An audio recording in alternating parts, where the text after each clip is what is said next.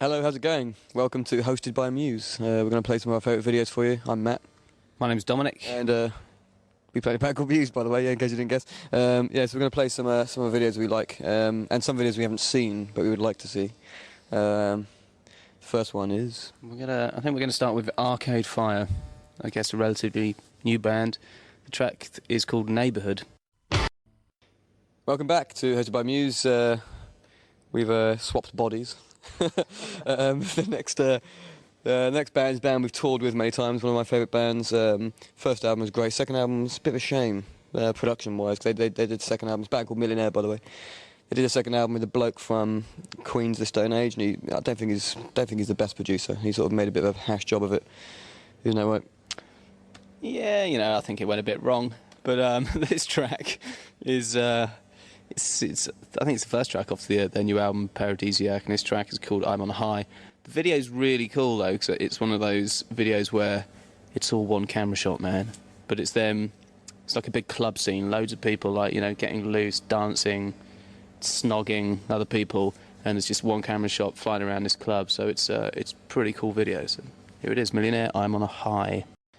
Welcome back again. Still here, still hanging around in lovely Vienna, great city. Beautiful. I went out last night and saw some touristic sort of classical music greatest hits. It was great, like Strauss and Mozart and stuff. It was really cheesy and cool. Really quite fun music actually. It was kind of like pop music for its time. I'm not really a big fan of that kind of classical stuff, old classical stuff. But that's got no relation whatsoever to this next band, which is called Daisy Chainsaw. I think I fancied this girl when I was about 15, the singer. It was the first kind of girl I fancied in a band. I think she's probably quite ugly though, but she's... What are you talking about? Yeah, I'm sure she's very nice.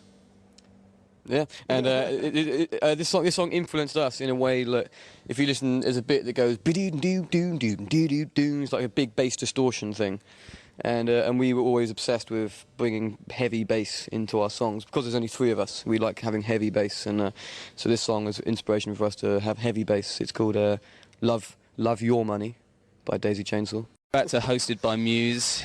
Coincidentally, here's another band that has probably influenced the kind of distortion we use in our music. Distortion pedals.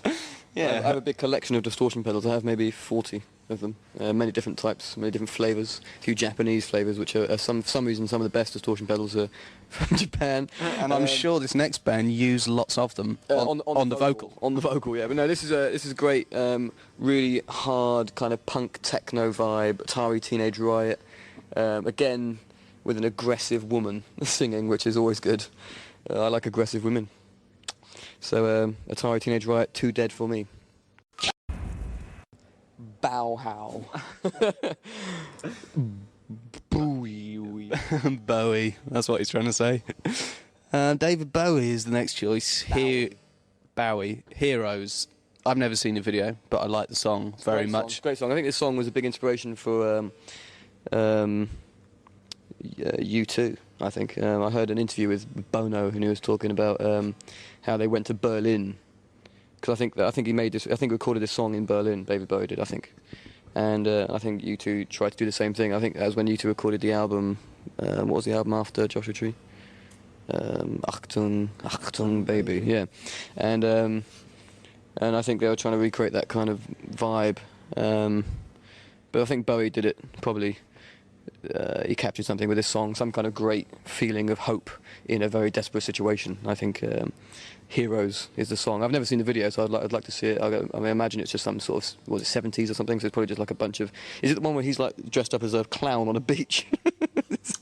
Let's hope not. Is it that one? Or is it that... That's a different video, isn't it? Yeah, but let's hope he's dressed up with some kind of clown outfit singing Heroes. Bowie, Bauhaus. Hi there, we're called Muse, and we're going to take it straight back to 1990, probably. Maybe 1989 now, with a group, outfit, band, not sure what they were, called Mars. I think it may have been earlier now. I think this is like early 80s. I think this is like, I don't know, but I remember this is like the first song that ever used samples. No, that's not true. 'Cause that was the Beatles, wasn't it? No, it was the first. I just remember dancing to it in my school disco. No. So it must have been a while ago. It's definitely a band that did something for the first time. I know what it is. It's the first song that was ever created totally with loops and samples, only loops and samples. So this is almost like the beginning of modern side of dance music and kind of electronic music.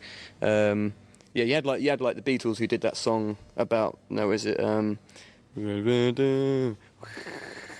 like a few sounds of like backwards birds and stuff. They were the first band that did samples, but this is the first band that did a song purely with samples. Pump Up the Volume, Mars. Hello, welcome back to Hosted by Muse on Austria. Let's talk about the Flaming Lips. In Austria. Flaming Lips is a great band, but we toured with them a few times. Another band we toured with. We did, I think, one of our first tours outside of the UK. We did with Pavement and Flaming Lips around France. And I think he writes good lyrics, great lyrics, and there's something there in this music. I think he's got something else going on that other bands at the moment don't have. Some kind of like, what's that buzzing noise? Just forget about it. Don't worry about it. Flaming Lips, do you realise? Great video. It's Hey Yeah by Outkast, and everyone knows the deal. He's all the same person. He's the one person playing all the different band members in the video. But I think they're doing, they're a hip-hop band that's doing something really, I think they're pushing the boundaries with hip-hop. And it's just a great video. Here it is, Outkast, Hey Yeah.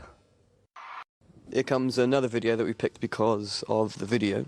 And the song.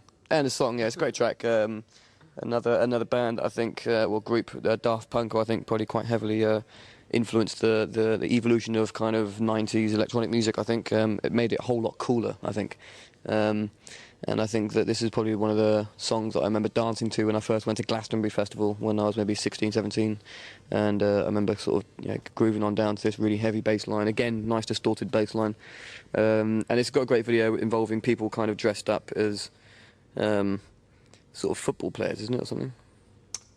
Well, all sorts. I think it's Michel Gondry did the video, didn't he? Right. So it's the video where they're all dancing around in this kind of spiral, Escher-like stair construction, and it's great. It's just I love everything that Michel Gondry does, and so I think this is definitely one of his best. Here it is, Daft Punk Around the World. This next song, is it called Window Liquor or Widow Liquor? Window. Right, so what is that about, do you reckon? I don't know. It's probably just about the deepest, sickest depths of Richard D. James's brain, Which is a dark place to be, I imagine, based on the videos he makes. And this is I think this is a good video though. It's got his face on like these nice women sort of dancing around. It's women, isn't it? With a man's face, isn't it? Yeah, which is quite sickening. Yeah, because he's not very good looking, but the body's very nice though, so it's a very confusing thing, and so it's a great video maker, probably one of the best electronic artists around, very influential again. Yeah, Groundbreaking. I'd certainly say that. I remember the first time I ever saw anything by FX Twin was probably the Come to Daddy video, again directed by Chris Cunningham. And I think I was watching it around your house when we were kids, and I remember just being very scared after watching it. So I think this was a nice continuation from that. And again, everything Chris Cunningham touches ends up being genius.